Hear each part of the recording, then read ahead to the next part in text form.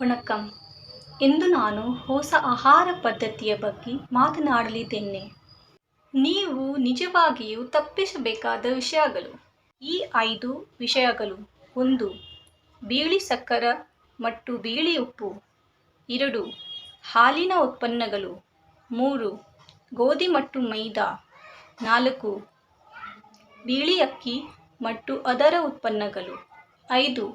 Pack ಮಾಡಿದ ಆಹಾರ. ನಮ್ಮ ಪ್ರಕೃತಿ ಮಾತೆ ನಮಗೆ ಹಲವಾರು ಸುಂದರ ಉಡುಗೊರೆಗಳನ್ನು ನೀಡಿದೆ. ಮುಂದಿನ ವಿಡಿಯೋದಲ್ಲಿ ಪ್ರಕೃತಿ ಮಾತೆ ನಮಗೆ ನೀಡಿರುವ ಎಲ್ಲ ಅಮೂಲ್ಯ ವಸ್ತುಗಳ ಬಗ್ಗೆ ನಾವು ತಿಳಿದುಕೊಳ್ಳುತ್ತೇವೆ.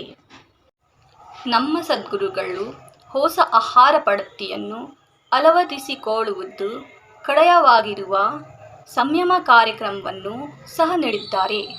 ಸಂಯಮ ಕಾರ್ಯಕ್ರಮಕ್ಕೆ ಸೇರಲು ಲಿಂಕ್ ಅನ್ನು ಕೆಳಗಿನ ವಿವರಣೆ ಪೆಟ್ಟಿಗೆಯಲ್ಲಿ ನೀಡಲಾಗಿದೆ.